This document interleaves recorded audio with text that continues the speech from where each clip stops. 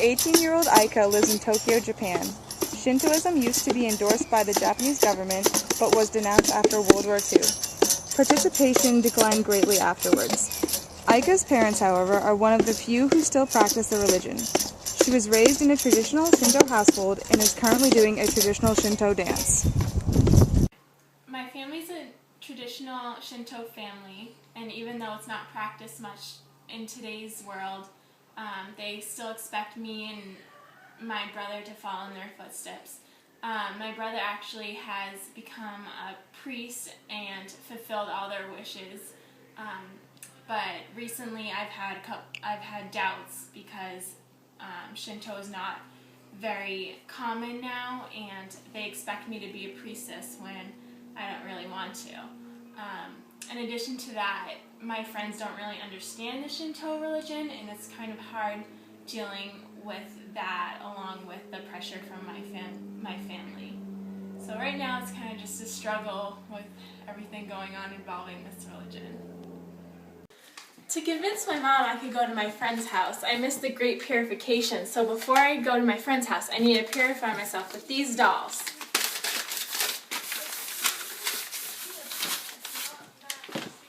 Hear about what Tommy said to Ryan? What? Oh, that must be Aika. Hi guys. Hey, what are these? Guys, come on. No. Hey, give them back. No. What is that? Oh my God. All right. Paper doll? Yes, they're paper dolls. What is a paper doll doing in your backpack? Just paper dolls. It's okay. It's part of my religion. No, there's no possible religion that has a paper doll. It's Shinto. You know my religion. You know it. I have no idea what Shinto is. Yes, you do. Excuse me? Is How that do you know? like Kangles? No. No? Not quite, I don't think. What is this? That's my religion. It's part of my religion. I purify myself with them. Like, your religion? Like, can you tell us about that? Like, I've never heard of Shinto before. What do you want to know? Well, how did it begin, for instance? In the beginning was the kami, a group of 7 generations of gods. Among them were Izanagi and Izanami, the primal male and the primal female. Izanagi stirred the ocean with his spear, and from the drops which fell from his tip, an island was created. Izanami gave birth to the 8 islands of Japan, and then many gods.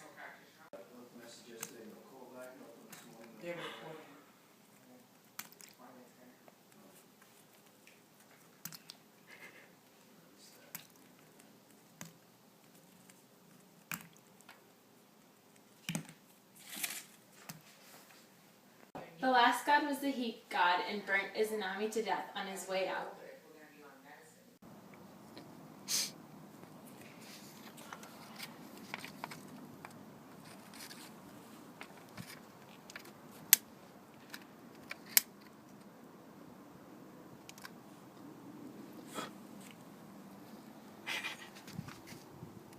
Her husband was incensed and hungry for revenge.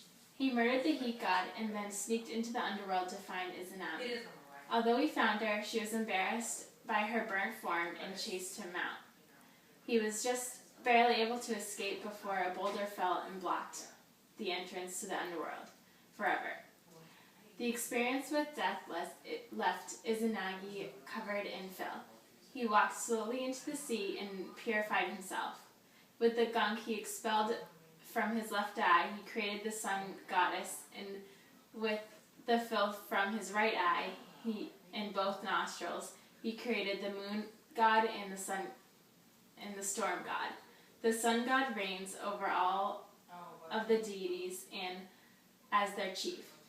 She assigned guardianship of the earth to her grandson Ninigi. Ninigi's grandson became the first human emperor. Thus, every emperor is considered kami. The Japanese people as a whole are also considered descendants of the deities. Do you believe me now? Not exactly. Well, why not? It's so logical. Which part is logical exactly? All of it. You don't like it? No. She gave birth to islands. That doesn't happen. These things happen sometimes. When? All the time. What about plate tectonics? That's how it happens. I don't think so. I think I believe you. I believe you. At least you believe me. See, you guys are crazy. I'm on my way to see a priestess at her shrine so she can answer some questions that I have about Shintoism. 3.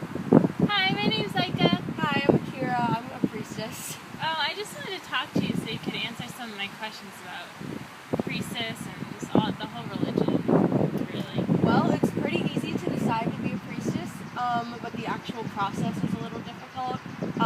When you go to university, you go through a training process where you have to get up at like 4:30 in the morning. You have to clean the shrines and the gardens.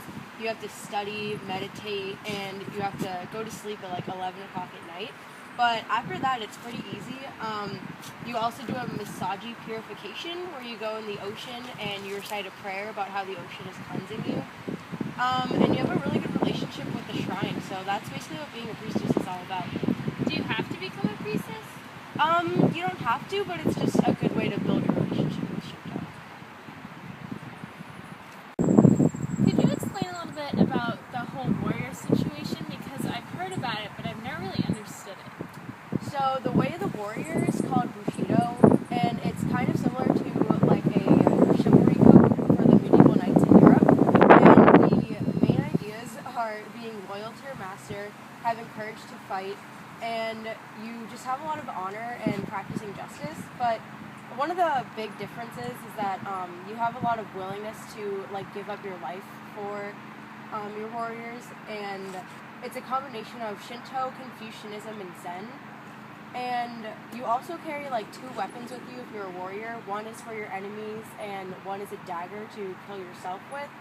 And there's also like a ritual suicide called seppuku where you cut open your abdomen. Well, thank you for meeting with me. Yeah.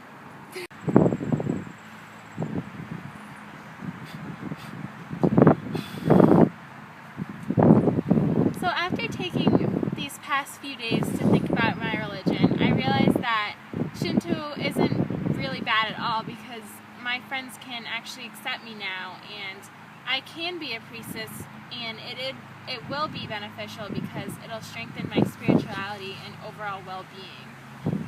In the end, I'm really glad I had these few days to ponder and think about my religion because it will make me a stronger